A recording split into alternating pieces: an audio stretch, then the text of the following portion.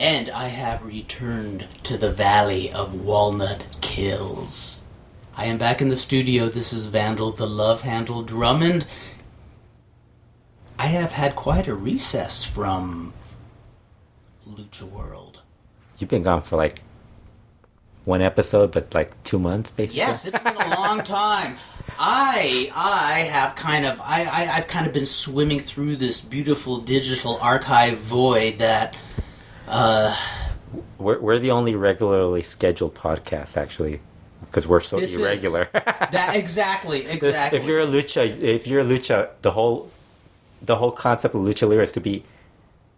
Being irregular is the regular, absolutely. You know? we are formally, chaotically, regularly functioning in the most dysfunctional manner possible. So this is my favorite part is how people now realize that it's usually when you disappear that we break our whole like we go like 2 weeks in, like we'll do like 4 or 5 shows in a row where it's like every 2 weeks, and then all of a sudden it's like, oh, Kurt hasn't been around for like 2 months. Yeah, I'll get busy with stuff. Here, Kurt Venereal Brown, Vandal Drummond, and Fredo Esparza. We have returned as a duo to discuss WrestleMania weekend. Absolutely. Who's the guy? Roman Reigns? Roman Reigns. Yeah, he's gonna do the Triple X match. You think Shane McMahon's gonna be the Undertaker? You mean Sheamus McMahon? Have you been watching any WWE at all? No, absolutely not. I watched half of it, and then it's like I can't.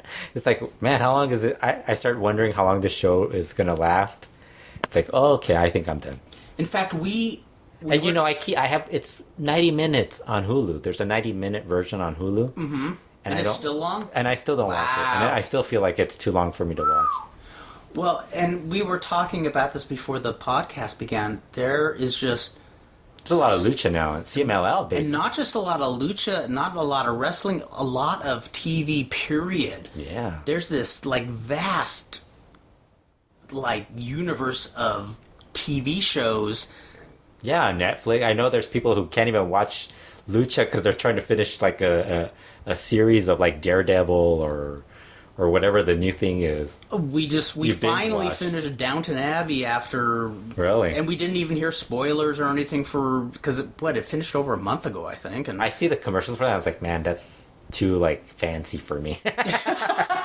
I'm more of I gotta see violence and stuff. I was kind of hoping they'd throw in like an old school wrestler like Bulldog Garnin or one of those old Brits, Athel Oakley or somebody like that. But nah, I'll have to wish that for another series. Yeah. No, I've been I've as usual. No, even more so than usual. I've only watched one wrestling match in over a month. I have been getting even worse than the last couple. Yeah. Well, to compensate. Actually, I think before that there was like at least 4 or 5 shows where you actually watched a lot of wrestling in between. Yes, I would. Yeah. Well, I wrestling's still very present. I've been just going crazy digging to the digital archives. Newspapers, magazine articles, just going back 30s, 40s, 50s.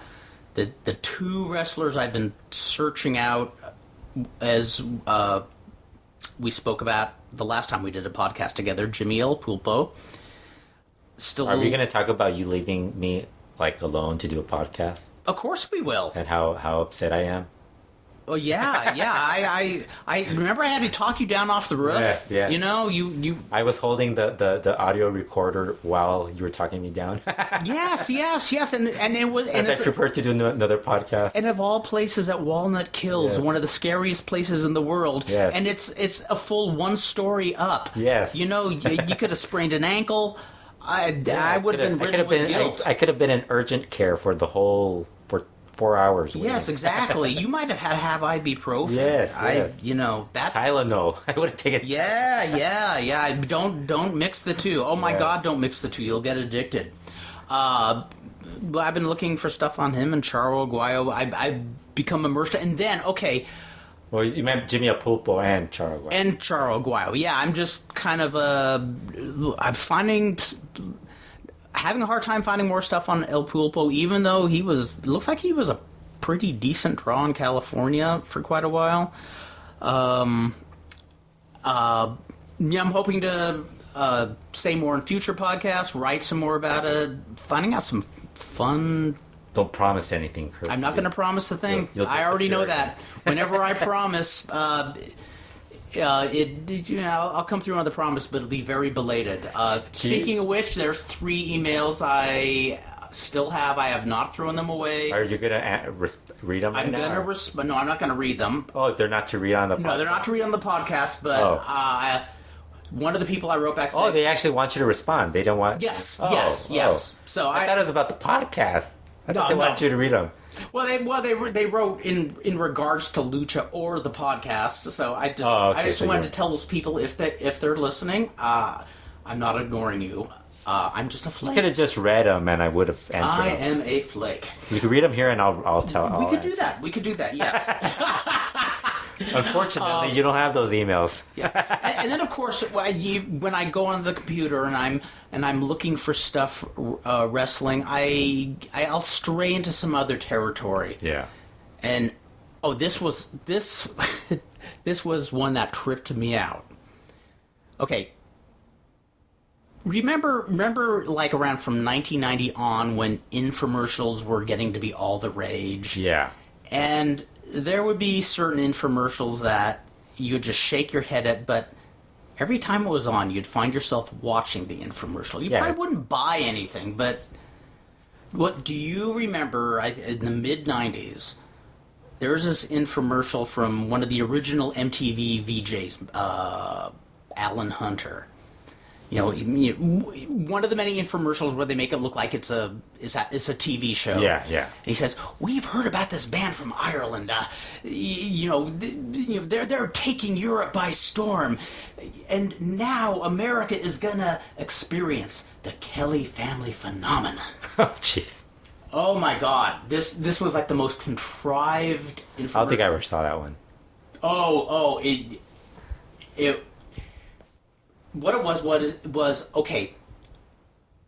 Was it a band actually? It was a band. It was a band with an infomercial. Yes. Because in the 1990s, there was no way they could actually get any other coverage besides being an infomercial. Exactly, and it was still This was back when MTV and VH1 were playing every single crappy type of music. Yeah, and one of the funny things as opposed to now, where they don't play any crappy music and instead play... They don't play music, they play reality series. Crappy reality TV series. Yeah, totally. Although I do like Catfish. But the funny thing is, this Kelly family I'd never seen on MTV. Yeah.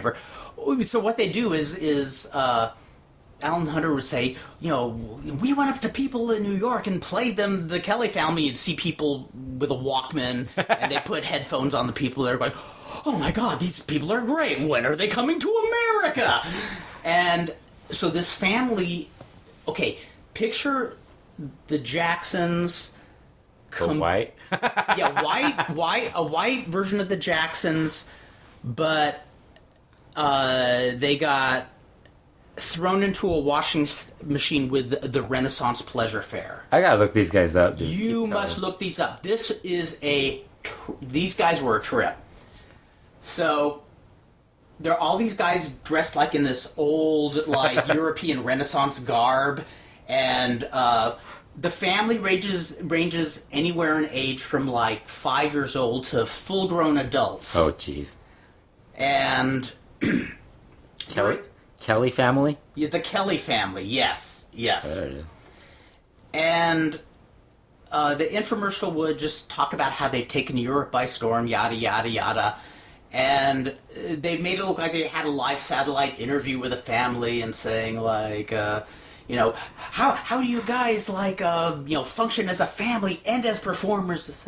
Well, we have family meetings and we're quite, and they show them, clowning around, working hard together, and they, but the one thing that kept me watching the commercials is they show this concert footage with pretty large crowds.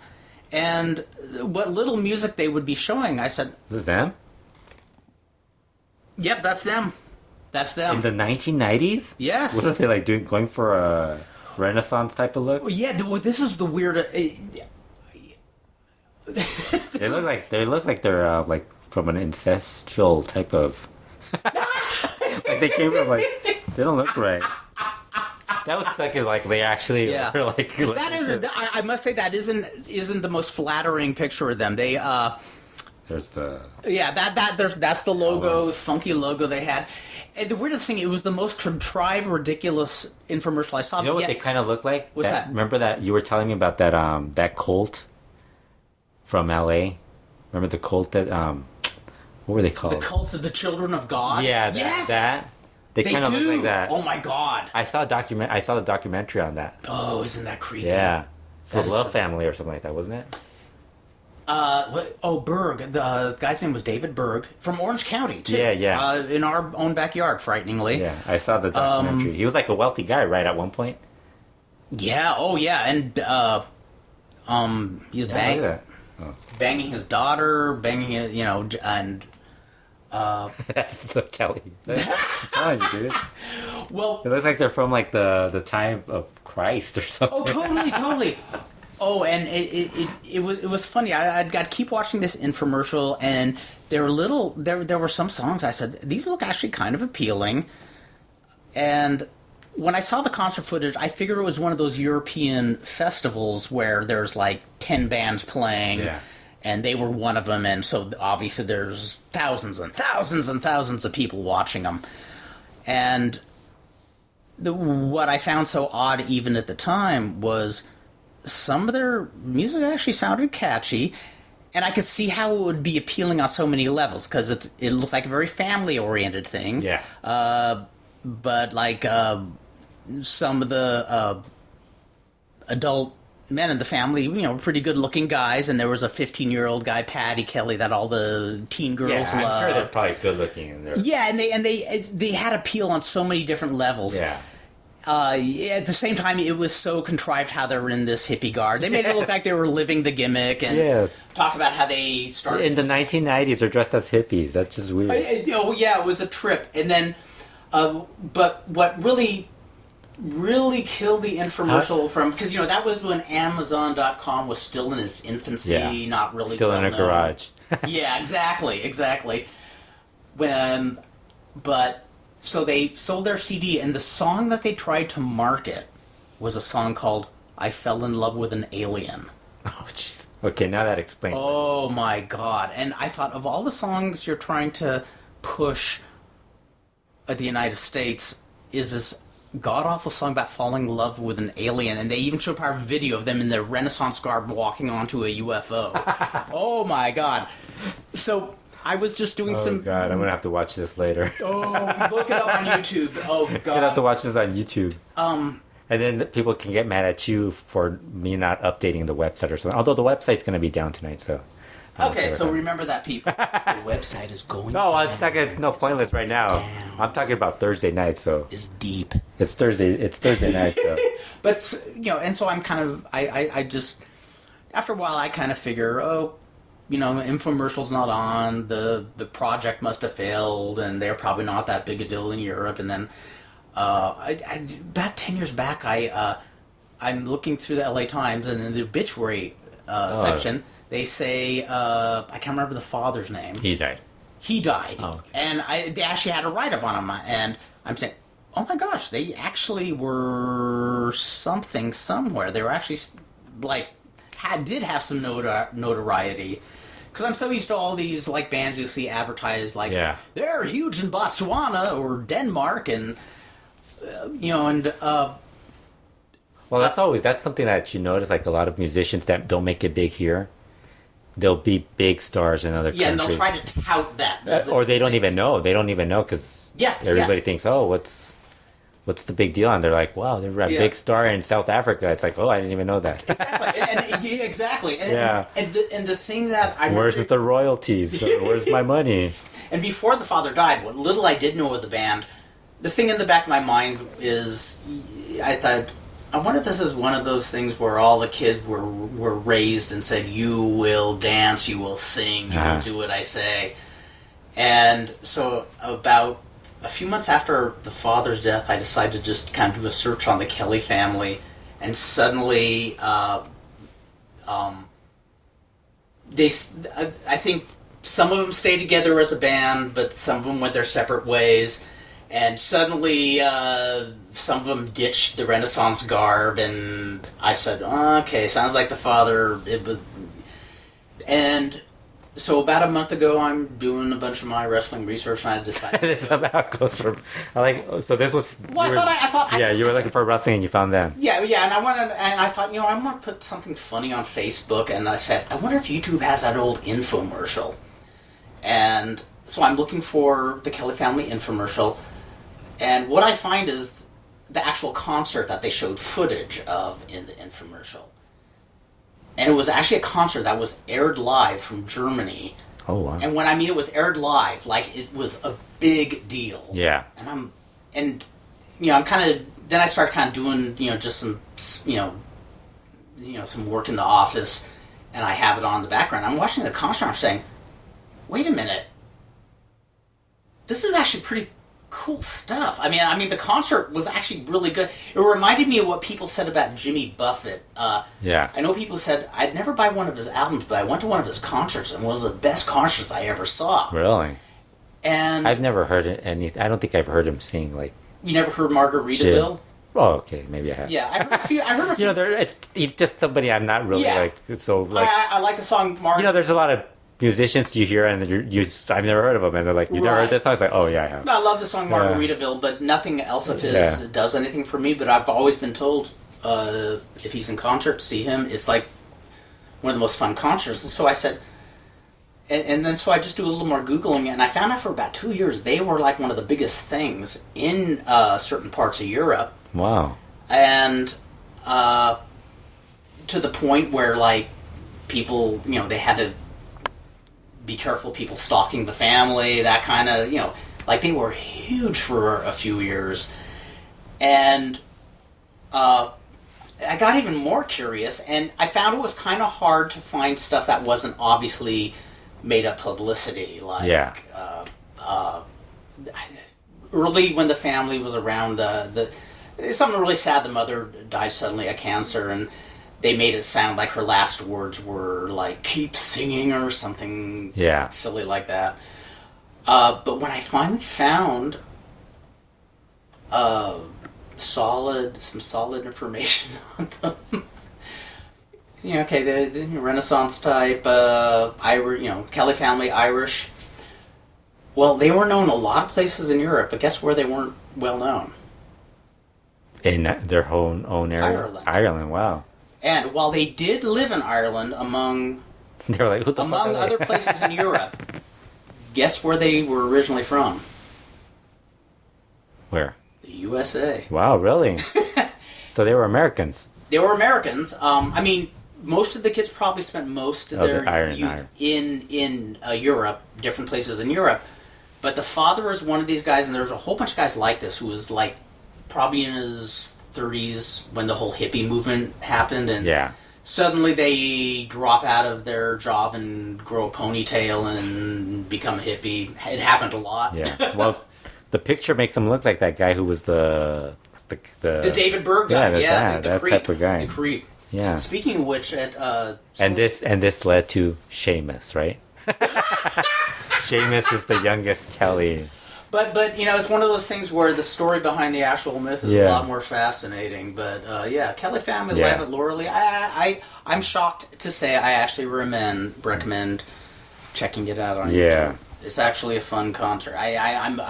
Sure, you just went off topic like within the first. I thought you didn't go off topic. We started off topic. Yes, I thought I would start off topic and then we'll go into the wrestling. Yeah, and everybody's like, when are they going to talk about the first time listeners? Like, when are they going to talk about wrestling? I'm turning red of embarrassment, saying I actually enjoyed watching the concert. And I know there's some people out there who probably watched that infomercial like I did, and they're lying and said they never saw it, and now they're watching Kelly Family live at Laurel and are saying what dork I am for watching it. Kurt's doing that while I have to watch 2 hours of CMLL Puebla. Yes, I am a dork. Thanks a lot, Kurt. And I am a or dork, CML so Informa. Poor guy. The I've been Puebla watching shows. all these other shows and Puebla, cool arena. CML Informa. You don't even watch that. But you got to plug. Oh yeah, I did get Marco it. Corleone. You heard it Yes, on the podcast. that was so cool.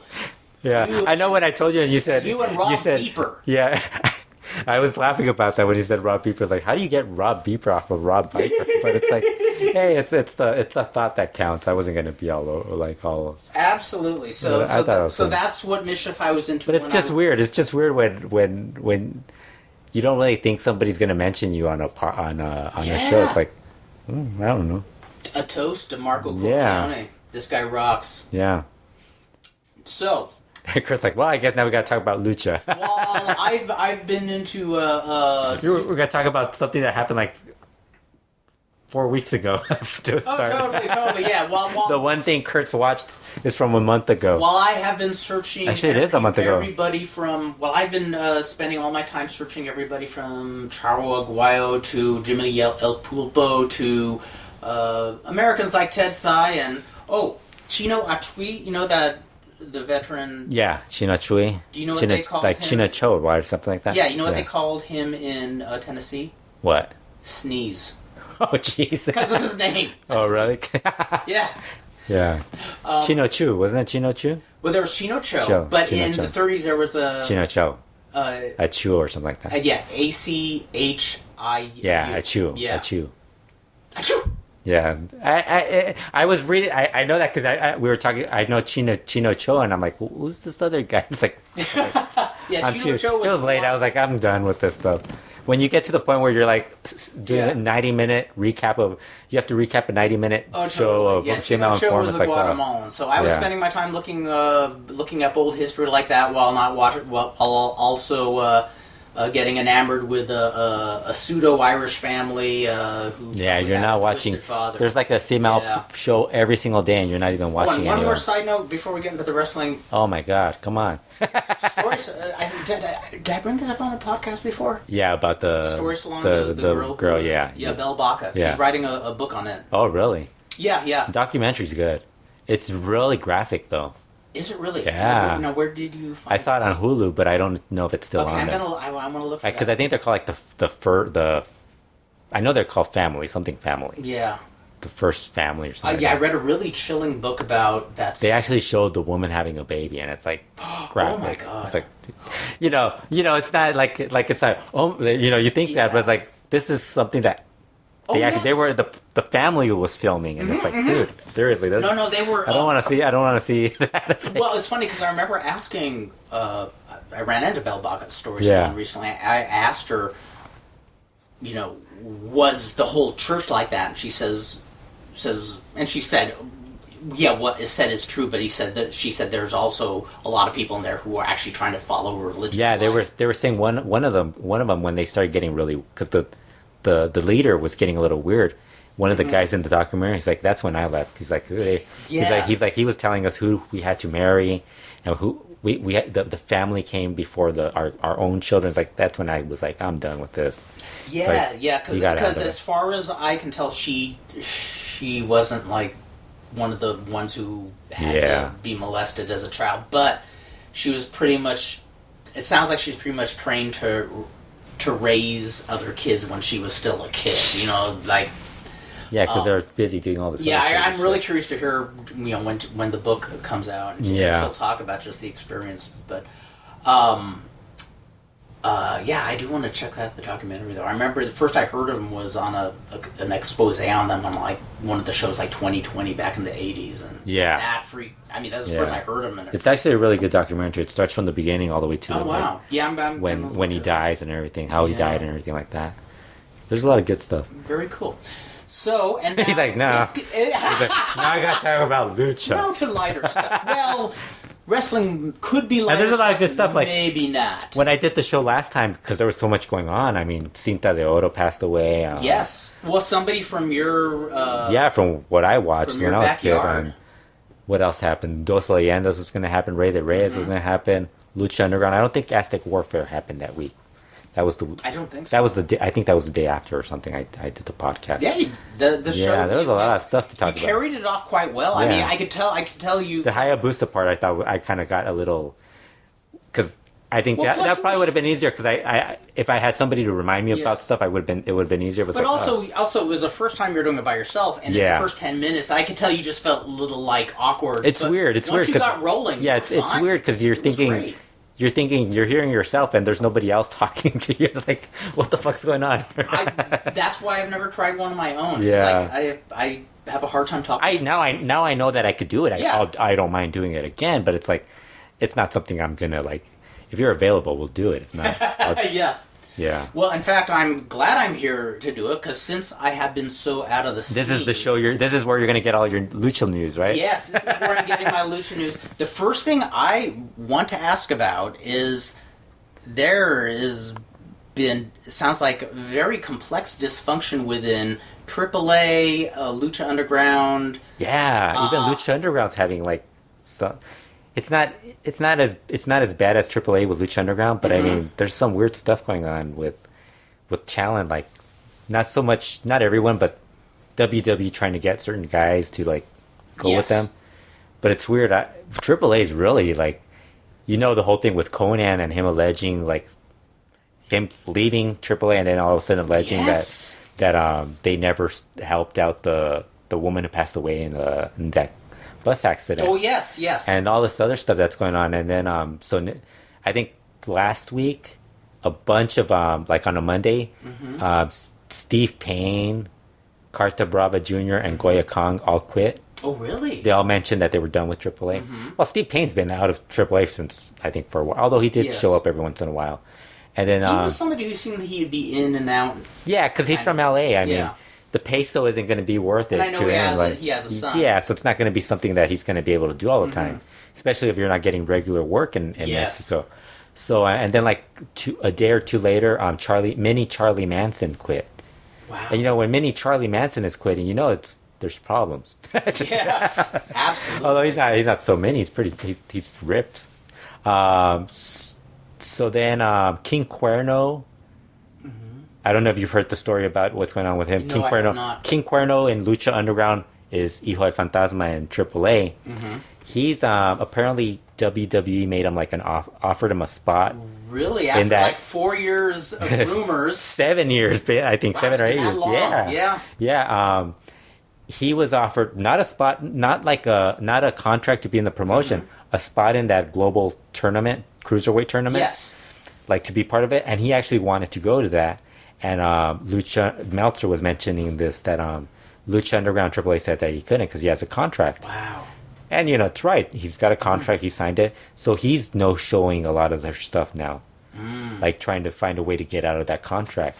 Yes. And I'm like thinking, man, this whole issue wouldn't have been a problem because I mean, it's no secret the guy spoke English going back. We knew about it like going back 7-8 years. It's not something that was recent news. It's going back years when he first started. People knew he spoke English, And of course, I don't know what it's like to be. and he was always he was good. But I think the exposure he's gotten with AAA and Lucha Underground has made him look a lot better. Yes. So I'm guessing And that's I don't know what it's like to be in the booking office, a promoter, and you're kind of in the eye of the hurricane of making dealings. But I would think, why not risk somebody leaving for WWE? Let them be happy and do a shot there. And rather come than be back. miserable and taking a spot for somebody else. Then you Yeah. lose him for certain. Well, and that's the other thing. I remember when WWE was signing all the indie guys, and everybody's like, "Oh, the indie business, the indies are going to die and everything." It's not going to die. It just means they're going to give somebody else an opportunity. Absolutely. PWG, like when WWE was signing guys, and when they had the issue with TNA, because they didn't have it wasn't so much an issue, but more like TNA not letting guys work certain indie shows, or even Ring of Honor whenever those promotions decide that it's time not to have their guys work other places, they'll tell them not to work at those other places unless they get, a certain deal or whatever. And they found guys to fill the spots. There's talent everywhere. You're gonna find talent. It's like there's a lot of talent. So like in Mexico, I mean, CMLL. Remember Sombra left? Or he was like, "Oh, Sombra's leaving." I don't think they even I don't think anybody yeah, you miss some because he was a talent, and it hurts the Ingobernables even worse now when I mentioned the latest news with the Ingobernables. But I mean, look at who ever since Sombra's left, Mascara Dorada came back from Japan, and look at all the guys they're debuting in the last 2 months, and then they brought in Cibernetico and Caristico. Yeah, granted, Cibernetico's not Sombra. like he can't even lace up his boots, but it's like it's another name that you could bring in. Caristico, I mean, he had a really good match with Ultimo Guerrero. I mean, there's another guy that's so it's like they've been able to continue, and it's like it wasn't like Sombra was really like changing the business where it was drawing a larger crowds. Look at even when AAA began, rated all of CMLL. Everybody said CMLL was going to fold, and they're still. Something I even remember when I first knew Conan. One of the first conversations we ever had, he was saying, "You have no idea how many talented wrestlers you'll never hear of in Mexico. You'll go into some small town, and there's these guys who are better than any American wrestler you've seen." And you know what's great now is that with the internet, a lot of those guys get discovered a little quicker. Because I remember before Twitter and all this stuff really became a big thing. I mean, through tape trading, we would know about Hechicero, Caifan, all these guys, and it took people like 6-8 years to find out who they were. Like in Mexico City, knowing who those guys are. And I'm like, dude, I knew about these guys like 6 years before these guys. It's so weird. And it's like, but I mean, that's how it works. But nowadays, you can find talent everywhere now. So it's like, you could be watching YouTube and you'll find somebody like on some indie shows like, hey, this guy's pretty good. Let's give him a shot. Turns out to be pretty good. I mean, there's probably more indie wrestlers in America than there ever has been in history. And well, in Mexico for generations, there's probably more wrestlers in Mexico than there are traffic lights. And it's weird because you think people were like, oh, there's going to be a drop off, and the guy develops. You find a young guy, you develop him, build him up, and he becomes another star, and he moves on to a bigger promotion. That's how it works. Yeah. So with King Cuerno, that's going on, and but the thing with Hijo del Fantasma, and it's not just Hijo del Fantasma. I mean, Rey de Reyes, they had 2 guys no show. Sexy Star I think she's pretty much quit the promotion. And then there was tension there for a while. Yeah, right, like Sexy Star. Yeah, she didn't want to defend the title. She's like, we don't even defend it. Why am I going to worry about it? Part of it is that she doesn't want to lose. Right. But then the other part is, if you're not getting paid, that's another issue. A lot of the guys are saying they're not getting paid what they feel they deserve. Cibernetico's the one that brought it up. He's like, if you're not getting paid, you're not going to stay there. So it's like... Absolutely. And there's especially with there being so many more options. And that's what's happening with Lucha Elite. That's an option. And guys are going like, let's just go there. Well, and something that seems to be different is from what I've understood talking with you, a few other people. About 10 years ago, there was you could get work on indies, but you didn't make much. But that's changed a little, hasn't it? Well, now because there's like more there's more involvement through CMLL and AAA, allowing guys to work with certain indie promotions. So you get that for a lot of the indie guys, and more so for the guys that are dealing with CMLL. Right. Because AAA isn't gonna if you leave AAA, they're not gonna let you mix with them. Whereas like Cibernetico's been able to work with a lot of the CMLL guys, not just in CMLL shows, but in Elite, but like on indie shows, like even in the US. So it's like that's the other option that they're getting a lot now. So AAA sounds like AAA it's rife with discontent. Well, you know how bad it is when Dr. Lucha thinks AAA's looking like they might not last beyond a year. So it's like now the shoe has been put on the other side. I mean, what's your personal take? Do you think is it strictly a money issue? Do you think it's dysfunction within the organization? Well, it's dysfunction or disorganization. We'll talk about that as we go through the recent shows. But I think I think Cibernetico put it best. He's talking about how they become worldwide. He's like, they want to be worldwide. They want to be a big promotion. It's like, but how are you going to be able to keep talent when you have stars in your promotion making preliminary wrestler type of money? Yes. And it's like, you can't do that. Very good point. He's like, you can't do that. So these guys, if there's an option, they're going to leave. And you're starting to see a lot of the guys, like a lot of the Lucha Underground guys, they're getting booked in the US now. So I think they're starting to say, hey, we can make more money over here. They kind of want to understand why they're not making what they are in AAA. Oh, and in this country, and I think each guy it's a different. And issue. In this country, it's a different animal than indie wrestling. I remember when indie wrestling was around in the 70s, 80s. It was. I mean, it wasn't farm league it was barn league. I mean, but now okay, let's put it this way. Back then, I never thought I'd see the day where you have guys making money by booking indie wrestlers across the states, like guys representing indie wrestlers. Yeah. That was like unheard of back then. Yeah, it's just it's. I don't know what's going on with AAA. It's just weird. It's a mess. And you have everybody's talking about how they're all now. It's all with Conan gone, and because Conan used to get a lot of the blame.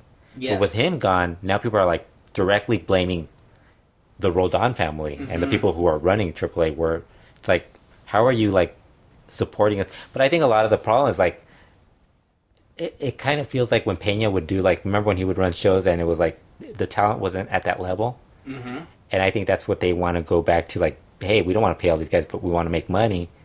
And it's like, but these guys are really good, talented wrestlers. It's not like when Peña, that period where it was like Cibernetico and guys who were going to get booked by other promotions. Like, those guys weren't at that level. It's like, it's different. I don't know. It's just weird. Yeah, I mean... It's weird to be talking about AAA as being the disorganized promotion where CML has all these fucking stuff up too. So it's like...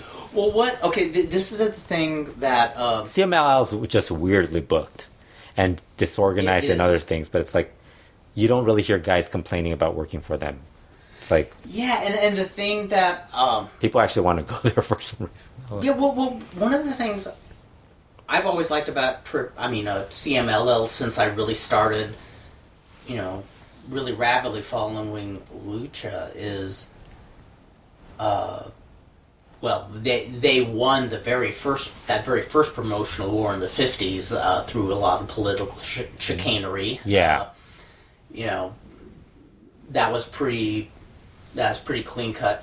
But when UWA came around, I mean, that was powerful opposition. Yeah, and UWA was really good. Like, they had talent. Yes. I mean... and not just talent, they developed a lot of the next superstar talent. And in the early 80s, when I was checking out the Lucha mags, if you told me in 10 years they would be winding down and obsolete, I would say, are you kidding me? I remember local LA wrestlers were all jazzed if they got to do a tour of, UWA because that was a big business. They were making a minimum of $800 a week, and they were getting stuff paid for too. Hotels paid for, meals paid for. They loved it, and in fact, I remember one of the guys, Bobby Lane. He was brought there, and they just put a mask on him and just some throwaway gimmick, like the dragon or something like that. Yeah. And he did phony kung fu moves, and but they paid him well, really well. And I guess what I dug about CMLL, whether you like Paco Alonso, whether you don't like the Luderos, it seemed like they never panicked, like they weathered the storms whenever they... Yeah, and I think that's where you get frustrated, because it's not like they don't do anything that's like some promotions catch fire, you see it, a lot of good wrestling nonstop, whereas them, it's like, yeah, they have some good stuff, but it's not constant. Like, they'll have like a 2-3 month period where it's like, same You'll stuff. shake your head, yeah, it's like, what's going on? Thinking, yes, and it's like, and so it frustrates the fan, but it's like, it's worked for them. Like, they're still around, so who knows? But it's just one of those weird things with them. What was I gonna say? So the only match you've actually watched was Dragon Lee versus Kamaitachi, right? Yes. What did you think of that match? I loved it. Did you know the backstory behind the other stuff that they added to that match? No, I didn't. Well, it's a title match. It was the title match. I did know it was a title match, and I knew that. So the Wednesday before that match, well, you heard the podcast, but I don't think I brought that up on that podcast because it was. If you did, I don't recall what it was. Yeah. So that CML Informa show that I keep telling you that I have nightmares watching, reliving. No, just kidding. They had two of the women, Yuvia and Reina Aces, and they were making a bet where the loser of their next match would wear a bikini on a future episode. I'm sorry. Of the show. Yes, I do know this. Yeah, so I do know this. Yes. So the whole thing, Kamaitachi decides that he's going to do that. So a week passes, Kamaitachi doesn't show up. This past week, actually not the last week, they have Okamura as a guest on the show because he's there to translate for Fujin, another one of the Japanese wrestlers. So as they're talking, they tell Okamura, hey, before they bring in Fujin, they tell Okamura, what's happened to Kamaitachi? Or like he's telling, the host is telling Okamura because he wanted Okamura to say the bad word, the first bad word he learned in Mexico. And Okamura doesn't want to say it. So then the announcer's like, you know what? All you Japanese guys, you always back out of everything. So as he's saying that, you hear somebody yell out, "Yo, sí, cumplo." I do honor my bet. It's loosely translated, and it's Kamaitachi wearing a coat. So Kamaitachi comes down in a coat, and then tells the guy, he keeps yelling at the guy that I honor my bet. So he flashes the announcer. And then he tells, so then the announcer asks the fans if they want to see Kamaitachi in a bikini. So the fans are like, yeah. So Kamaitachi says, I want them to start a Kamaitachi chant. So they start Kamaitachi, Kamaitachi. So what does he do? He takes off the coat, and he's in a bikini, and he just does a little dance and everything. Awesome. It was hilarious. That's fine. I take it back. Yeah. I did hear you say Yeah. that is awesome. Well, not that part. That part I wrote about. The last part Yeah, but I did hear about it. Yeah, you heard not about in the podcast, but I did. You read it. You read it on my Twitter That's account. awesome. Yeah, so I was just like, I just thought that was like just adding more to that whole feud. But that match was great, and that also was they also had the Mexico versus Japan match at the Dos Leyendas show that you didn't watch, right? Right, I did not watch it. My goodness! Now wait a minute, $10. How much did you get to watch? Because I watched it. I ended up watching the entire show because somebody had a copy of the. Oh, cool! Because I thought on Casas. I thought I saw on Twitter It ran out.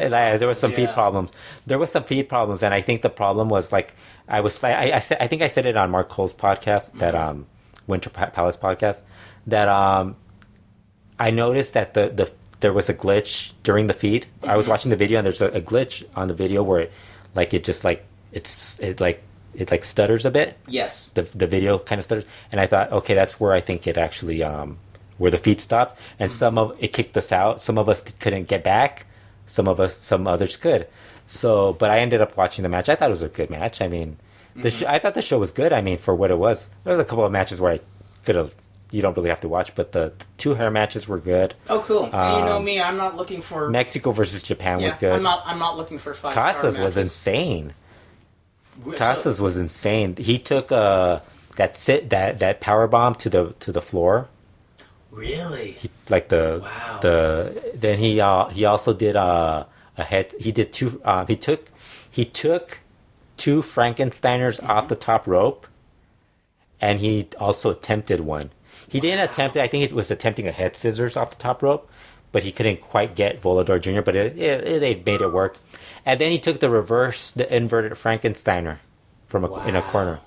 Wow. And this guy's like 55, 56 years old, and he's taking these moves, and it's like, geez. And I really want to watch the match because I've said it 100 times. The first thing that blew me away about Casas was I saw these crazy bumps he was taking, but when I looked closely, he knew what he was doing. It wasn't like a thing where he crashes and burdens and you see him taped up the next Well, and the cool thing is that you're watching this, and I remember we already interviewed both of these guys, so it's like you kind of know them and know their backstory, know how hard they actually, how much they love the biz, what they do, and at the same time how hard they prepare for that stuff. So it's like you're and really enjoy the life and how much they admire each other too, like that. Yes.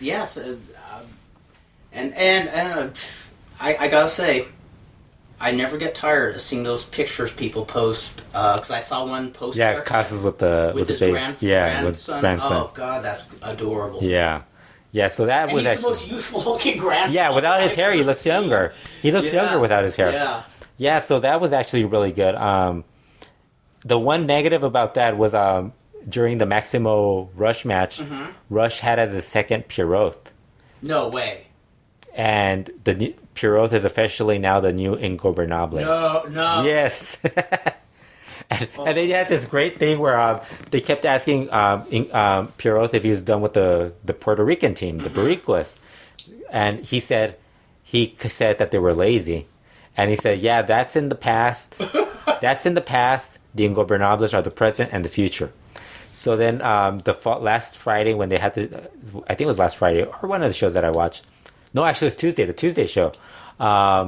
Sagrado and Misterioso Jr. were still dressed in the Boricua's gear, still doing the gimmick, and they had Pierroth. His second was still the same. I think it was the Comandante. It was like, dude, they're still doing the same thing. Wow. It's typical CML where they don't like just change him. He's horrible. Like it's I think Rush just wanted to make the Ingobernables hated again. Fredo, first you freaked me out by saying on Twitter that Thunder might return. And he's returning. No! That's the other one. Yeah, apparently he's returning in the national the Parejas Increíbles tournament. So that was the other disappointing news. They did ask Pierroth about him being Rush's father, and they're still playing it off as that he's not.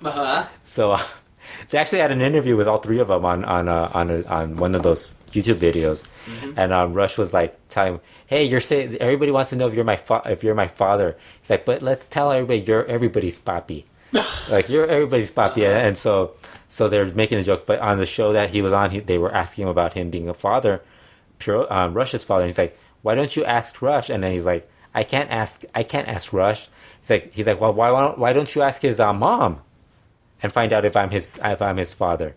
And he's like, "How am I going to ask his mom? I don't have her phone number." He's like, "Well, you could ask Rush." He's like, "Yeah, I'm going to go ask Rush for his mom's phone number." It's like, that's going to go well. I was just laughing at that, but he's so bad. It's like, it's not even funny. Lord, that's amazing. Between him and Canelo Casas and Thunder, it's like, oh my God, all this it's disappointing.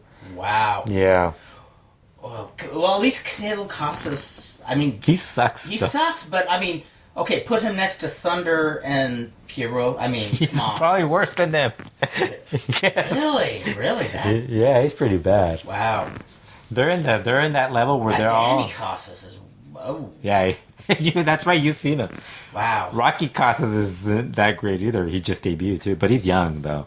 So is there somebody who isn't... Okay. He looks at least that he might have potential, but like he could just be green. Yeah, he's just green. He's just okay. Green. So with Danny and Canelo, do you think there's Canelo's the oldest of the third generation Casas? You realize he's older than Puma and Tiger. Holy shit! And Puma and Tiger blew him away in the ring like by miles. In fact, they blow a lot of people away. Yes. You're like, it's so funny. Like I was watching the Tuesday show, and they had Puma as announcer, and I'm like, dude, this show is supposed to be about young talent getting a chance. Yes. And Puma's the announcer. Like, oh my God. Make him the star of this show. It's like, why are you guys wasting him? Pierroth is on the show. Perhaps Canelo, maybe they sent him out of town to be trained by a phony Casas. Maybe Thunder's training him, I don't know.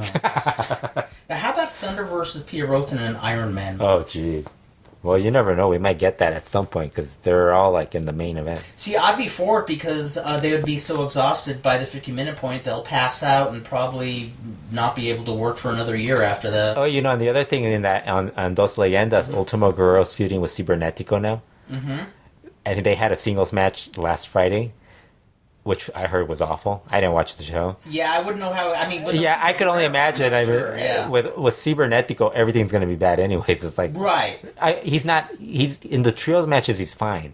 You can hide him for certain like spots, but like in a singles match, you're like just stretching it. You got to be really good, or you got to be somebody who's going to beat him down like Rush. You got to be that level.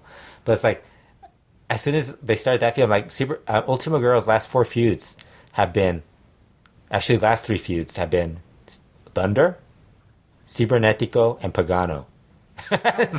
I'm really confused because all 3 bad wrestlers. Because he. Although Pagano apparently has like people actually think he's good. Because he's got control. Ultimo Guerrero could probably handpick. Yes, and I think yes. What's he trying to prove?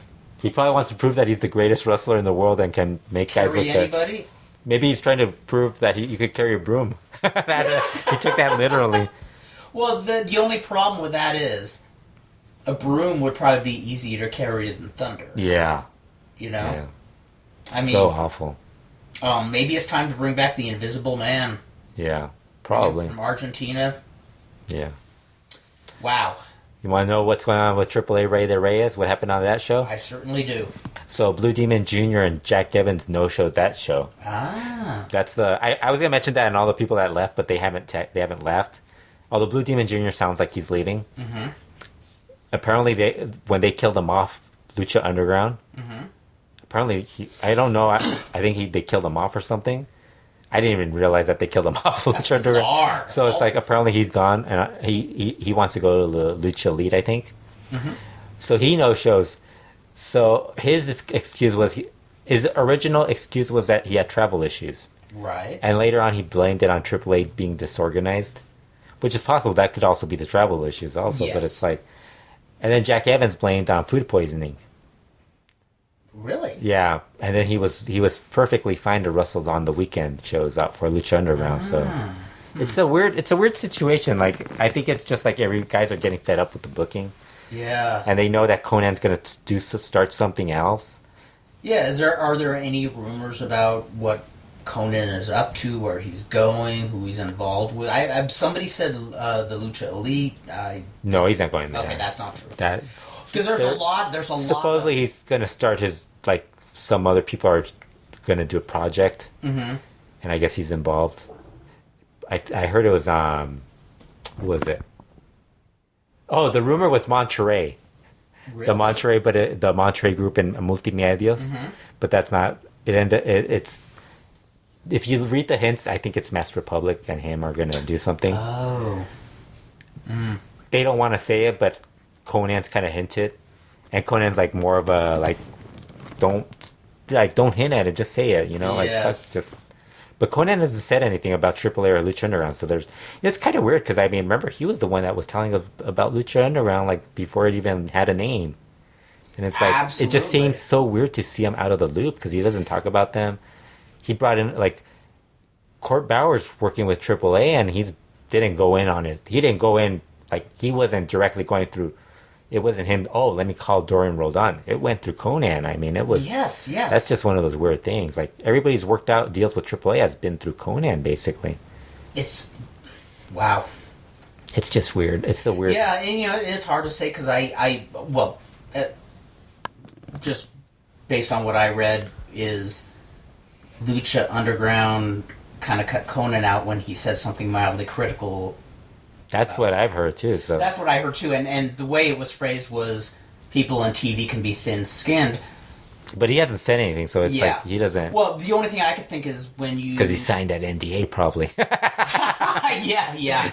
Well, the other thing is I'm certain in TV if people think you've got a strong personality, give opinions, they can get paranoid and think you're going to make a power play. Yeah. I think so they might want to boot you out. Yeah. I mean. One of the things, and it's not like Conan isn't opinionated. Oh yeah. It's both his blessing and his curse. Yeah. I mean, one of the things that's very intriguing and appealing about Conan is outspoken. The only thing is sometimes that can cost you. Yeah. It can be your greatest strength, but it can cause somebody to try to shut you out. Yeah. He's just had a fascinating career. I mean, I give it to him. I really want him to tell everyone what's going on. I want to know too, and I wonder if I know he's basically said stuff on Twitter, but it's not enough for me. Like I want to know what at what point because it's soured so quickly. It's like it wasn't, and it's Arturo Rivera on Twitter was all over Conan saying he was trying to get talent to leak. Yes, was that the one where he put it like on Twitter and then took it down? No, Rivera. Yeah. I don't think he took it down. Oh, he didn't take it down. No, okay. I think he might have taken some stuff. That was Brian Cage. Brian Cage was the one who took okay, stuff down. Yes. I don't think Rivera took it down because he was very critical of, and it's basically because AAA hasn't said anything, but it always seems like Rivera is the one that they have say all this stuff because he's the crazy one. He's the crazy motherfucker. Yes. You look at his Twitter account. It's like, how do you even keep up with what he's saying? Because you're staring at all the boobs and all the ass on his timeline. Conan's been around long enough where, I think sometimes he'll say something where It might not do him a favor, but at the same time, I'm wondering if he's holding back from saying stuff because there could be legal issues involved. I think that's what it is with Lucha Underground. I don't know what it is with AAA. And also with AAA, maybe there's still. I think he's said enough with AAA where it's like, yeah, he's saying a lot, so right. he has something to say, but he's not. I think he's waiting. He's waiting for the right time to like just blast him. I've only seen that debut of the second season of Lucha Underground, but. I will. We're in like episode number 5,000. Yes, well, I finally have them all on my hard drive, and so I'll probably watch them legally. People, not illegally. Legally, yes. So I'll probably have them all. He got them through iTunes. Yes, I did. I'll probably have watched them all by the end of December. See, I mean, no, but.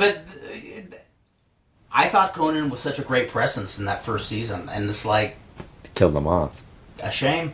Like, how are you going to read Arturo Rivera's Twitter account if he's got this stuff on it? Yeah, I take it very seriously. How are you going to take it seriously? That's all it is, like, nonstop. Oh, just boobies everywhere on his Twitter account? Yes, and like, funny videos and stuff. Oh, jeez. Here's more boobs. Oh. And this is one of the spokespeople. Yes, we're oh my lord! Here's some more. Here's a high five of a really tall woman in a bikini. Oh my god! That's basically all his Twitter account. What a nut! Pictures of women with big booties. Big booties.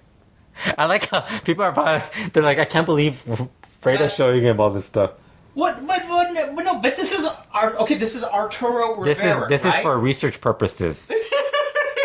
I'm not doing this because I want to. There's some pretty hot women. I mean, he has good taste in women, but this is what he's doing on his Twitter. Wait, Fredo. Yes. Are you sure you haven't hacked into a TV evangelist's Twitter account? His private Twitter. So all it is these voluptuous women. Oh, and a car. And not even an impressive car. It's like not as impressive as that, right? No. I like his taste in women, but my God. I like how this show has gone from it's now me just showing you pictures from Arturo Rivera's of big booties. Yes. Yeah, I mean, but wait, this is Arturo Rivera's account, and everybody on his account knows this is Arturo Rivera. Yes, but he's so fucked up on the show. It's like it's not really. Well, then there's probably a big problem with AAA right there. Ooh. That's a big caboose. I like. I like how this show has gone downward so quickly. That hasn't gone downwards. Where we haven't been. We're researching Arturo Rivera's Twitter account. I'm a happily married man, but yes. I'm a pervert. I'm a monogamous pervert, but. Yeah, that was just like one of those weird things with It looks like something that somebody who does nothing but play Dungeons and Dragons puts on their webpage. It's like, and I don't follow him. I just do for some reason somebody tweeted it out. Well, I watched you scrolling down, and that's all it is. I wouldn't follow it just because it'd be nonstop. I didn't even see any wrestling on it. Yeah, see. So like he just does that, and then all of a sudden he doesn't even promote He doesn't even promote AAA. Like you would think he would be like, they for Rey de Reyes. They somebody on Monday of the week, last Monday, somebody asked me, is AAA Rey de Reyes going to be on iPay-per-view? And I said, hey, I don't know. They haven't mentioned it. Yeah. Okay. So then as I'm thinking about this, I go, let me look it up and see if it's on the website, on their website. Their website hasn't been updated since last August. And so I go on to their iPay-per-view page. Right. But as I'm starting to do that, the guy tweets me back and he's like, oh, I already checked. It's up there. They actually were planning to do the iPay-per-view and something must have happened. Wow. Apparently, and they placed the blame on AYM Sports for the mistake. And I'm like, dude, you guys didn't even promote it. How is it it's not really going to be their fault if you're not really... And yeah, it's their fault, but it's like you guys even made the logo and all this stuff. I mean, obviously you guys were already planning on doing it. they never answered anyone's question about if it was going to on iPay-per-view. We kept, I mean, some of the people from AAA follow me on Twitter, so I assume they must have seen at least one time where I said, hey, are you guys going to do the iPay-per-view? Nobody answered. So it's like you're basically getting all this stuff and nobody responds. The show happens. Nobody knows what's going on. So it's like, it's AAA, more disorganization. It's funny. It's kind of like they're channeling Antonio Pena, but only the disorganized side of Antonio. Not his genius. Yeah, not the genius. Because that's I think the question a lot of us have had. The genius is in the Lucha Underground people. Yeah, exactly. Yes. But I think that's one of the questions that, well, at least I'm always going to be asking is, what if Antonio Pena wasn't such a party animal and was a little more organized? Yeah. I wonder what he could have accomplished. Yeah. And it's weird because you look at what the results from that show from Rey de Reyes. I mean, Pentagon Jr. won the Rey de Reyes final and Tejano was the one that won the title. But back to Pentagon Jr., he wins the Rey de Reyes, the Sword. And instead of like him elevated to like superstar in AAA like he is in Lucha Underground, now they have him feuding. They're doing a Perros del Mal versus former Perros del Mal feud. It's like, really?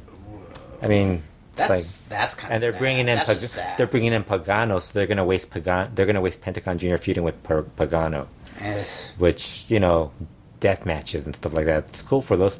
It's cool for that crowd, but it's like, yeah, it's not something I'm gonna watch. I'm not gonna watch it. It's like, oh, the show's on. I'll skip that match. And this coming from the one person who watches Lucha, who actually watched the Pagano Trauma 1 match. So remember that match? Yes. Remember that match? Nobody wanted. Everybody's like, I watched the entire show. I stopped at the point of the main event. I wasn't gonna watch that. Everybody did that. Like, I ain't gonna watch that. I'll watch the rest of it. Not gonna watch that. And I did. I was like, I almost have this vision that could almost be possible in 5 or 6 months. I picture the the heads of Lucha Underground, the ones who are kind of still new to the whole wrestling business, sitting in their meeting room confused, looking at each other saying, wait, we don't understand. We stole all of AAA's talent, but we didn't try to. How did that work? I know it's something. I wouldn't be shocked if something happened where they ended up splitting up for some reason. It always ends up bad with AAA for some reason. Remember the whole the Lucha Libre USA thing and all that? Oh, yes. Ron Skull or stuff like that. It's like there's always something going on. I will tell you from day one, and something always happens with them. Yeah. Well, also not just them. Anytime two promotions try to coexist, it never works, and I'm amazed how often people say it's going to be the next big thing. I've heard so many people say, oh, if these two SoCal indie promotions work together. It never works, ever. Whether it's a small indie promotion or a huge. Roy Shire, Don Owen tried a partnership. It was a disaster. Well, the thing with the difference with Lucha Underground is that they're not a wrestling promotion. Yes. The people running it are TV people. Yeah. But they're doing a better job than AAA. Yeah, so it's like at some point somebody's be like, if the wrestlers, because some of the wrestlers, if they're going to complain about working AAA, where are they going to make their money? If they're not going to, if Lucha Underground isn't running all year round or getting them bookings, they're going to be like, we got to work for AAA? We're not getting paid enough. Yeah. So, we've already had Brian Cage wanted to go to Elite. He doesn't want to go back to AAA. They owe him money. There's been other guys who have kind of like, they don't want to be around. Like, I remember when the whole Lucha Underground deal, what was one of the first things I said? There's going to be a big divide between the Lucha Underground guys, the AAA guys that are working Lucha Underground, and the guys who aren't getting those AAA, the Lucha Underground bookings. Yes. What happened? All those guys are the ones that are leaving. And it's like, oh, great. Although the Apaches are the ones that, I'm surprised they handle that, but I think there's more. They're very loyal to the Roldan family. I'm sure there's going to be a handful of people who are loyal no matter how. Yeah, and I would think the Apaches. I'm pretty sure CML would bring them in, like the women at least, because they're a women's division. It's really bad. Definitely. Yeah. So let's get Gran Alternativa. Tournament was actually pretty fun, but maybe we should talk about some of the new guys because I know you haven't seen a lot of these guys. Okay. We mentioned Rocky Casas. Yes. Skinny guy. Looks like another guy who... I mentioned this on Twitter. He looks like Lou Diamond Phillips. Oh, like really? A cross between Lou Diamond Phillips and heavy metal when he was younger. So, but he looks skinny. He looked really green. Mm-hmm. I think he's probably somebody that might show up every once in a while. I don't know why they don't use the Coliseo, the Saturday show, to develop these guys, to get them like more matches. You know, why put them on a TV show? And I would think, especially with the Casas family having influence, they would want to really develop. Yeah, like some of these guys, because Rocky Casas, and there was somebody else on that show. Magia Blanca is a guy who's actually been working indies pretty good. Mm-hmm. But he also kind of looked really green on that show. So he's another one who could use like getting booked a little more regularly on like indies, and also getting work on Arena Coliseo or even the Sunday show. Those two shows. Those two debuted the first group of on Gran Alternativa, which was okay, but not that big a deal. And then this past Tuesday, they actually had 3 guys, Golden Magic, who has been around for years on the indie scene. Mm-hmm. I think you might have seen him on IWRG. Yes, I have. Really good wrestler. Mm-hmm. I mean, we've been saying he should be in CMLL for years. Yes. He was working the Elite shows, and I guess the Elite show was his way of getting into CMLL. He looked really good. But I mean, this is like he's at a different level from the other 2 guys. The other 2 guys were like young guys. This guy's young, but he's been wrestling for like 8 years. The other young guys are green. Yeah, this guy is experienced. I mean, if you're wrestling a lot in IWRG and you're wrestling against like Black Cherry and Oficiales and guys like that, Traumas, you're working against really good talent. Yes. And the other 2 guys were this chubby guy named Warrior Steel, who I think Rob Bihari had mentioned he saw him on video on YouTube and didn't look impressive. This guy, he did he did a springboard, like a handspring springboard off the ropes into a splash or something. He actually didn't look as bad. He took an ass whipping from Rush really well, and he was a big guy. He's a lot better than Thunder, so I was like, he's better than Thunder. Then he gets points. Yeah, but he's like a chubby. Kind of picture oh god, there was like a big. Remember that? I think his name was Bulldog or something like from like the early 2000s. I don't remember him. You don't remember him? No. Something like that. He had like a mask. He kind of looked like that guy. But kind of like a stout guy. Yeah, stout. Kind of really. Like picture John Tenta wearing a mask. Okay, yes. Kind of like that. Mm-hmm. But he was okay. The guy that was really impressive was this guy named Yago. Yago. He wrestles indies in Mexico City. He looked really good. Like he looked like all of a sudden they found a lot of young rudos. Right. To replace like the shitty, like, because a lot of their veteran rudos are starting to be like assholes on the undercard. They're starting to like be a little rougher. Yeah, they're being rougher with the young technicals. While this guy looked really good. Like him and Golden Magic, they should be on the roster full time. Wow. So they've actually added a lot of talent this year. So yeah, that was a fun tournament. I already mentioned the Pierroth. Depressing news of Pierroth being the new Ingobernable. Yes, let's please move on from that. Lucha Libre Elite, they're going to be on TV in Mexico. They got a deal with Lucha Azteca. Very cool. Azteca 7. Okay. Their show's called Lucha Azteca. They brought back the idea of the 12-man tournament. Remember they tried that with La Parca, with L.A. Park and Dr. Wagner Jr. Didn't work. Ultima Guerrero even complained about it. So if first you don't succeed, try again. But this time they went with 12 guys. The idea is like the winner's going to get a belt, the championship belt, be the champion. But they're doing a round robin with those 12 guys every week. So this is going to be a tournament that lasts 33 weeks. Oh my gosh. There's going to be 2 matches every week. Think about that. There's 12 guys. That's 30. I think that's about 33 matches. Okay, but just 2 matches every week. It's not like they're going to have match after match after. Oh no! That might. I like the idea, but it's too many. I would have just done an elimination tournament. Yeah. I would have done like you have 12 guys. You have your first 8 go at it. I think the 4 winners going up against the next 4, and that's how you do it. I would have done that. It probably won't work, but I do see the appeal. Almost kind of like it's like the Champions Carnival. Yeah, or it's like a weekly feature, like the Lightning match is something a little different on each show, you know. And they had the first 2 guys were Mascara Dorada versus Extreme Tiger. Oh wow! Who's in TNA. TNA still exists. That I'm still shocked. Yes. That match, Mascara Dorada had a great week. He had a great match with Barbara Carbonaro. You should watch from Puebla. Just fast forward through Puebla. It's on the Puebla show. And then they had Rush versus Bobby Lashley from TNA. Mm-hmm. Really? Yeah. But how was it? I've only seen clips. It's going to be the TV show. Hopefully somebody tapes it. Somebody posts the TV show on. But they're doing a tournament. The 12 guys are Negro Casas, Caristico, Rush, La Mascara, Volador, Mascara Dorada, Atlantis, Ultimo Guerrero, Bobby Lashley, Extreme Tiger, Juventud Guerrera, and Cibernetico.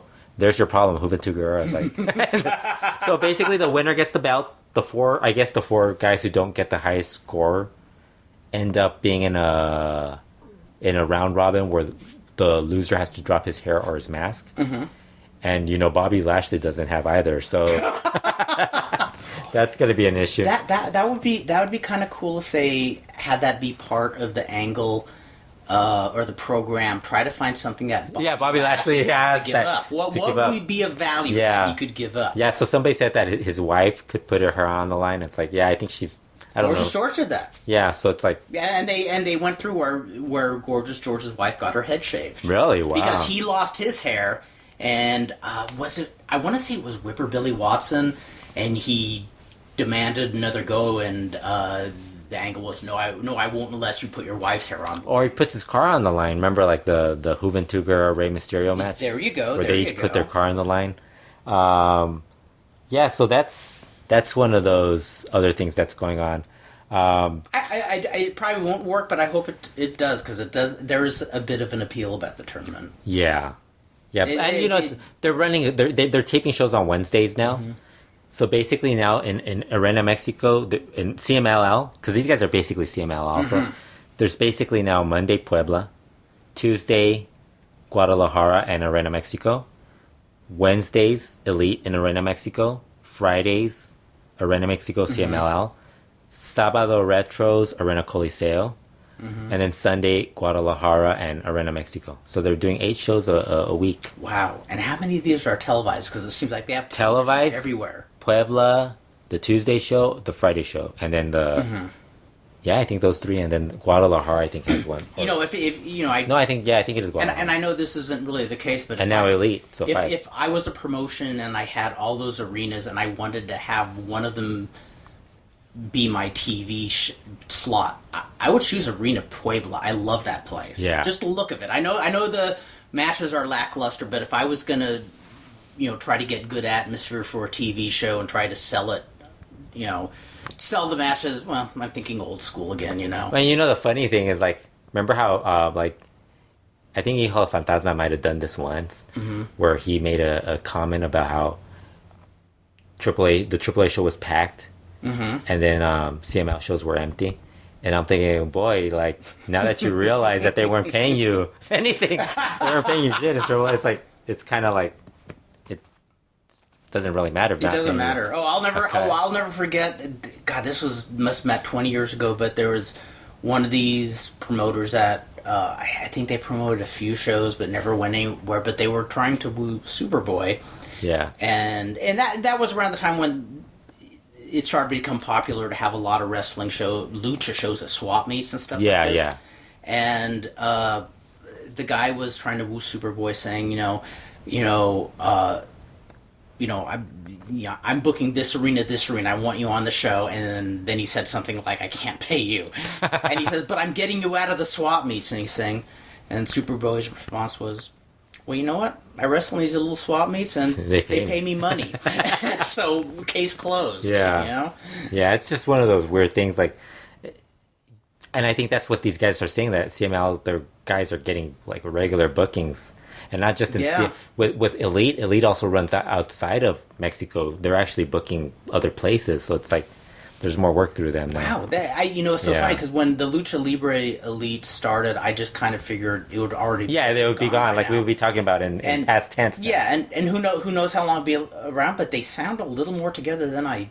Well, it's weird because I think when they first started with the whole Luchador Sorpresa thing and like all this mm-hmm. other stuff where that was the gimmick, stealing somebody from AAA. But I think, like, if you look at the lineup for that this past Wednesday show, it looks a little more normal. It doesn't look like this. Oh my God, let's throw everything at it there, and it's like, and then it didn't pack the building, but it's like at least they're doing something that makes a little more sense. Yes, it's like, I don't know. It's just you watch these shows and it's like you wish everybody was booking like Lucha Underground, where like they would actually. Although Lucha Underground has some of the really like the show is great, the TV show is great. The some of the matches is like the sexy star. Yeah, you know, and it of course, I'm basing just what I saw last season. Yeah, the stuff that's bad. Did you even finish last season? No, I didn't. Man, come on, Kurt. You know, how disappointing is everyone now? They're like, that's okay, Fredo can watch it. They would be disappointed if I watched every episode. They expect me not to watch stuff. Kurt brings the past, I think, the current wrestling. Yeah, I'm that phantom figure in Bienvenidos al Pasado and the old Boxy Luchas. I'm Father Time. Yes. That's what I am. No, but when I was watching Lucha Underground last season, things that were bad didn't bother me because it's an hour-long show. And so the bad stuff is what, 7 minutes? Yeah, and then you'd forget about it because there would be a really cool skit with Dario Cueto or something else. Yes. So it's like, and like this last show, like the show before this past week was Aztec Warfare 2, which was really good. I mean, it's a one match, 20 guys. They started with Phoenix. Rey Mysterio made his debut, his in-ring debut. Crowd popped. That's basically what it was for like the first 5 minutes was people being glad that he's there. And then they got to the action. The highlight was Joey Ryan handcuffing himself to the guardrail, you know, the railing. Mm-hmm. He handcuffed himself and he stayed there the whole time. But like every once in a while, somebody would go like kick him or they threw Mascarita Sagrada at him. And he couldn't do anything because he's there. And then, or they would do like something like they would throw powder. I think that they threw something at his direction. I think it might have been powder or something. And the person moved. Oh, Drago was going to blow mist at somebody, and the guy moved and he blew it right at Joey Ryan. And Joey Ryan. So when they debuted, you know the whole old saying where it takes 2-3 years to create a star. Mm-hmm. These guys did it in one show. Like they did it in one season of building up a guy without having him wrestle, without us really seeing him. Matanza Cueto. Never saw him for like the first season. One show, they built him up as a monster, and they got him over as a monster. That's awesome. I mean, that's all. You need it. I do enjoy it when there's all these age-old philosophies of what you can and can't do, and somebody can break that. Yeah, and it's like, you always hear guys say, oh, it takes a couple of years. It's like, no, it doesn't. Just some guys just have it. Bill Watts used to say Mad Dog Vachon was the only small heel who ever really got over, which is a load of crap. They just never gave small guys opportunities to get Bill over. Dundee. Look at Bill Dundee. Bill Dundee. He was a great heel babyface in Memphis. And then go to Mexico, the best heel of all time was Cavernario Galindo, who was short. A little dude. Yeah. So then this past week, the show wasn't as strong, like match quality, but it just goes so smoothly. Dario Cueto came back, so they had more skits with him. They had him doing a skit with Rey Mysterio. Nice. All this other stuff. So it's like and they had him getting threatened bodily harm by Pentagon Jr. Like Pentagon Jr. grabbed him and choked him, and then he was threatened to break his arm. It's funny. I was talking with somebody at work today who saw that. Who he didn't see that, but he saw Brian Cage for the first time recently, and he saw Pentagon And I brought up about Brian Cage, you know, the thing I brought up before, how he initially looks scary, but he's so graceful. They turn him face. He's a baby face. Good, that's a great idea. That's a great idea. And so it's just the timing of me bringing it up to somebody at work today, because I was thinking how much scarier that much smaller Pentagon Jr. was, because he hurts people. Yes. He damages. He doesn't beat them. He hurts them. People. Yeah. Yeah, and it's weird because Matanza Cueto, he's not a big guy. He's big, thick-wise. But, I mean, he's not a tall guy. But he looks, the way they made him look, he looks scary. He's kind of what I think TNA wanted Abyss to be, basically. Yes. And couldn't get him to become that. Because this guy actually does look scary, whereas Abyss is like, He just looked like a low rent version of exactly. Kane, you know? It worked for a little bit, but it was more of a novelty. Like than even with WWE, is there a guy that's scary that other than the Undertaker who's scary in that promotion? Nobody. Because they end up fucking it up. Like they end up doing something like they make them look like normal. You know, the Wyatt family was cool at one point, and they made them. Yeah, they looked like something like a bad nightmare you had when you were a kid, and then suddenly they clowned them out. Yeah, and they kept having Bray Wyatt do those long promos that made no sense. Like, ugh. Oh my god, yeah. Well, and that's what I said about Lucha Underground being 1 hour. I think all wrestling shows these days should be 1 hour. You don't burn people out. Well, 2 hours. I don't mind 2 hours like for a lucha show. Yeah, because if it's just your basic lucha show, straight lucha show, 2 out of 3 falls and stuff like that, it's fine. There's no storylines, but it's like even that drags. Yes. But if it's gonna be a TV show, it should always be an hour. There should like you don't have to. You should if you're gonna want to show. If you want to show fans like the full show, put it online. You know, let them have the option. But like for a TV show, if it's an hour, it's perfect. Like, and don't like add more stuff. Like don't throw in more stuff. And I know everybody wants these long 5-star matches, but the thing I remember when I was a kid is most TV matches were pretty short, and every now and then go a little longer, and you say, oh, they had a hard time putting each other away, and then there would be a match once in a while where they would be fighting forever and ever and couldn't put each other away, and it's like, whoa, look at this is amazing, they've gone a whole 15 minutes and they can't. Well, like Mid-South Wrestling, yes, it wasn't all great matches.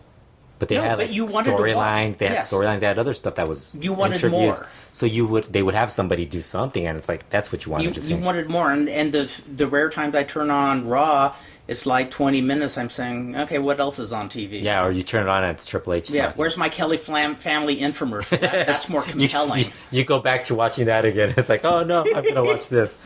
Yeah, you know what I imagine? Like the TV on one TV on the TV you have Raw on, and you have your laptop or your computer on the side, and like you're watching Raw, and then all of a sudden you're looking at YouTube, and little by little you go back to Raw, and it's like, no, I'm not gonna watch that. You go back to YouTube, and all of a sudden you turn off the TV, and it's like you're finally just paying attention to what's on YouTube. It's like, I'm done. I'm watching this. Yeah. We live in the YouTube world where you don't want to watch these long. You don't. shows. You don't. I'd rather watch the 3-minute clip of Jim Londos versus Gus Sonnenberg or Cola Kurai. It's like if you want to watch something like that, that's online. You watch that. Yeah, but that's the great thing about today that I think a lot of people take for granted. There is a vast variety of wrestling out there, whether what present day or the past. It's endless, but people just kind of like. Well, it's like when people tell me, "Oh, wrestling sucks." It's like, no, it doesn't. There's a lot of good stuff. Just go look for it. You got to find it. Yeah. You got to find what you like. Like CMLL. I'm not saying it's the best thing you're gonna watch. You're probably gonna hate half. You're gonna hate half of it. You're gonna hate the booking. You're gonna hate a lot of stuff that they do. But there's always one. They always pull you back in. Yes, like the Bob, they pull you back in. Pulling me back in. Puebla, awful show half the time. They have the Barbara Carbonario and Mascara Dorada match. You're back watching it. Yes, exactly. Yeah, so it's like, and you know me, sucker for atmosphere. I like Arena Puebla. Ultimo Girl versus Caristico was really good. Caristico sucked. How many? We all have this. It's like this line. It's like everybody's like, Caristico sucks. Yes. He's been horrible and stuff like that. And it's like, no, he's actually still capable of having good matches. Wow. You know? And it's like, New Japan, I bet you the matches are a lot more polished, but it's not my thing. Yeah. I like Lucha. I like CMLL. Yeah. It still has a hint of old flavor, but it's still indie wrestling. I watch indie wrestling. I'll watch that, like when I'll watch the local guys when I can't go to their shows. I watch it on YouTube. Yeah, I love local indie wrestling more than anything else. Did you ever watch the 3-way? I still haven't watched the 3-way yet. With Superboy's kids? No? We are going to the April 9th show. Oh, okay. Yes. Interviewing Mascara Dorada and Cibernetico? I hope so, yes. I'm going to tell Cibernetico that you threatened him or something. Nah, he's cool. He ain't gonna do shit. And he'll look at me and say, "Yeah, he's like, really? this poor guy's delusional." I don't know. It's gonna be. I think he's kind of one of those guys that I think he's gonna be like Mr. Niebla, where it's gonna be kind of weird if we're gonna. Hopefully, somebody's there. I think if I ask Mascara Dorada, he'll say yes. Oh yeah. I'll go with him first. Although I think Cibernetico might actually be the one that would be more easier to talk to. He seems like he's easier to talk to. No, let's just did you see that? Did you see that? You didn't see that interview he did with Juventud Guerrero and his girlfriend? That was weird.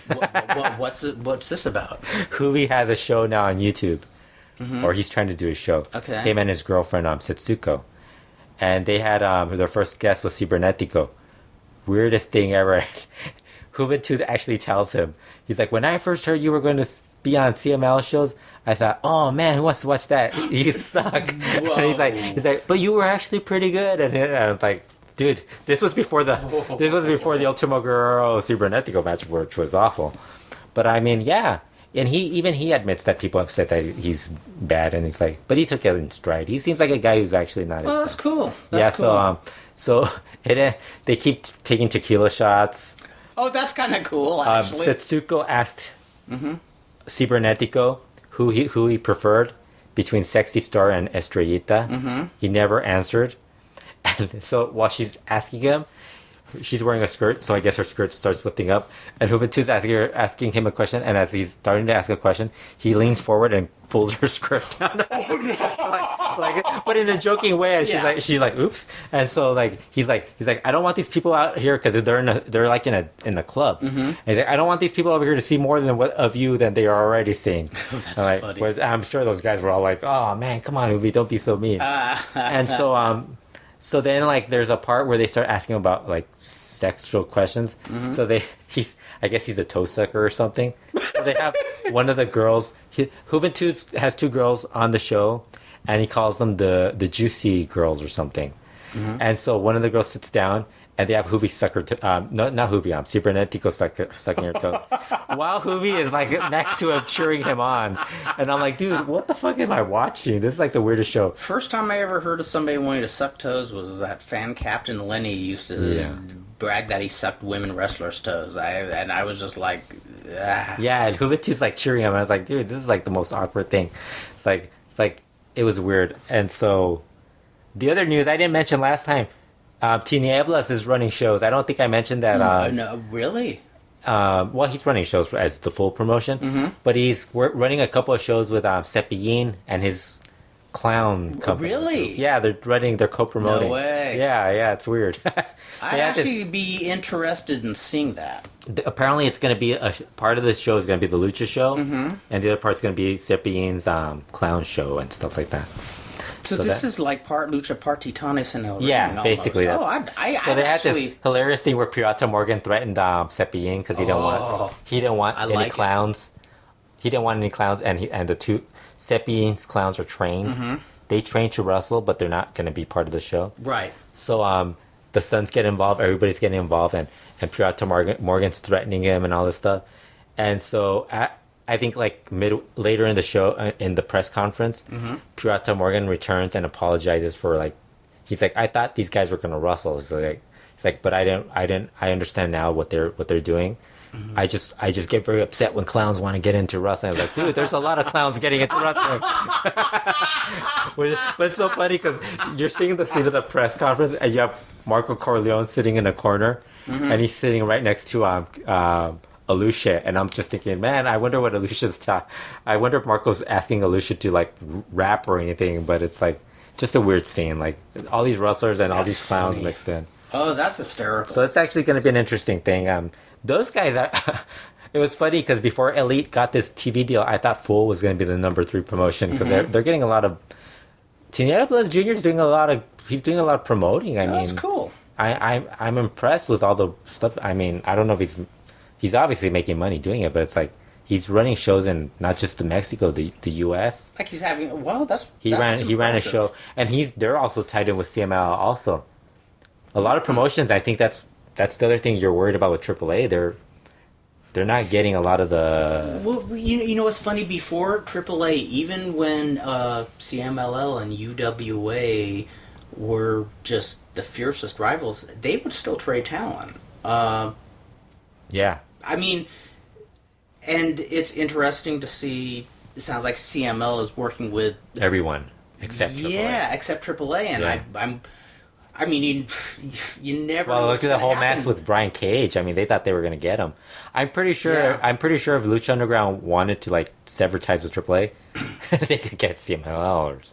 I bet But they go. I don't think that. I don't think it's going to happen because I mean, Dorian's pretty much the Roldan family is very involved. Like they've brought in the investors for that. Too, Interesting. So it's more. It's just weird. It's a weird mess. I would say the last 2 years in Lucha Libre have been some of the most fascinating behind the scenes. And it's weird how like I was doing when I was doing Mark Cole's podcast. I go if we talked just 1 week because it was the week of Pero Aguayo Jr.'s passing. Yes.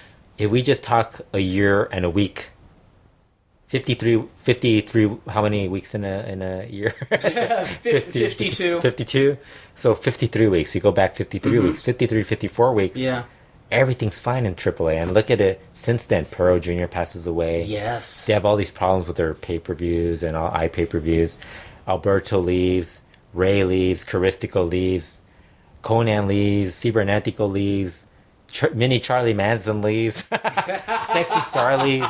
It's like everybody's leaving. Hijo del Fantasma, pretty much gone. The whole Octagon situation with Octagon Jr. It's like you could write. Everybody's just. You could write. I think Octagon left too, right? Like I think in that time he's also been. You could write. Although I don't think anybody really cared that he was You could there. write a book. You could write a book on the last year that's longer than War and Peace. You could write a 1,000-page book. Just on AAA, what's gone on with them? Yeah, yes. They've had business deals with people. Those business people have like switched over to other people or just gone with the wrestlers themselves. It's just weird. It's I don't know what's going on. And at the same time, like, just from what you're telling me in this podcast alone, it sounds like, business isn't on fire in Mexico, but it sounds like There's a lot more going on. There's a lot more going on. A lot more smaller promotions that have some consistency. Sounds like the indie scene is a little stronger than it was. Well, Lucha Memes does a lot of they do a lot of shows. Apparently, the guy who promotes it mentioned that he's going to have 2 like names surprises that he's been excited for. I don't know who. I think they're guys not from Mexico. I think they're guys outside of Mexico that he's going to bring in. Yes. The other guy who runs Chilanga Mask started running again. The guys in Monterrey are running also. There's a couple of people in Monterrey running shows. So it's like there's the Crash in Tijuana. The LA scene's kind of. I don't know what happened to that Lucha Libre VIP version, the version in LA. Have you heard anything about them? I don't know either. No, Yeah, I have no what happened idea. to those guys? Wow. Those guys disappeared. I think they lost all their money from all those guys. They kept booking. I don't know what happened to those guys. It sometimes puzzles me a bit when they'll load a card up that has to be costly enough where even if they sold out the arena and sold every concession, they still wouldn't break even. Superboy's running a show. Did you see that? Is it the 17th? The 17th? I would like to make that if I could. Because I remember we wanted to go to that last one.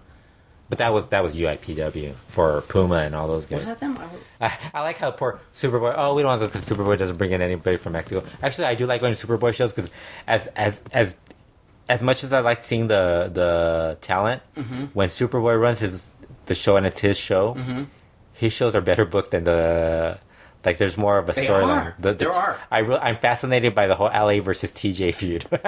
I am too. I remember, and I've told you how when I first saw... Because he books that very well, because it always ends up with him getting involved too. Yes, yeah. Well, I think I told you how when I very first saw Hadco Plaza in 1981, the thing that impressed me most was just how organized the shows were and how well constructed. Like, the opening matches were quality, but they didn't... Yeah. They didn't try to upstage anybody. And as I watched Hadco Plaza over the next years, I saw it would change to some really booking. Yeah.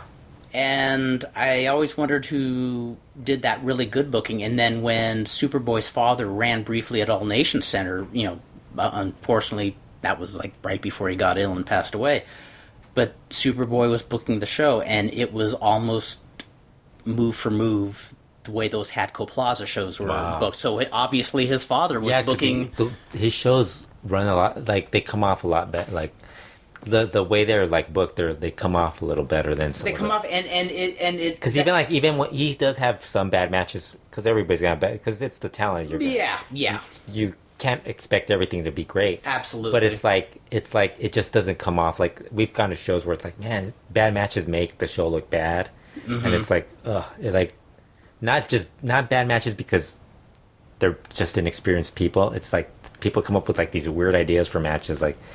And we've been to shows where we miss half the show, and we'd rather just go talk to somebody than exactly. And sometimes they come out with all these grand ideas for an angle, and it's something that nobody's gonna understand unless you have Cliff Notes or something. Well, Lucha, the good thing is Lucha, they don't do that as much. Yeah, it's the American groups. And the Superboys are so fun. One, his wife is there, and she gets involved in I love it. There's almost no explanation for it, but she rocks. She gets involved when it's the kids. Yes. Her kids. And then, like, the main events, like, when they start messing around with the chairs. I love that. She starts getting upset about them. Because they cost money. I guess the cost for every chair they break, they got to pay, like, a certain amount. $10 per chair, I think, or something like that. If I ever lost my mind and started promoting, that she's the first person I'd hire. Yeah. And she'd say, what do you want me to do? I said, just do what you do. Yes. Don't do anything different. Just be you. You don't let them get away with anything. Yeah. Giramina, she rocks. Yeah. Yes. Well, I guess this is a good place to wind it up, mainly because I have to get up at, it's 9:43. I have to get up at 4 o'clock. Oh, you're working tomorrow? Yep, yeah. I'm working tomorrow. Okay. But thank you, Fredo. It was good getting caught up. You got all your news. Now you can spend another week without not following Lucha or wrestling at all. No, I'll follow Lucha, but it's going to be Lucha in the past. Yeah.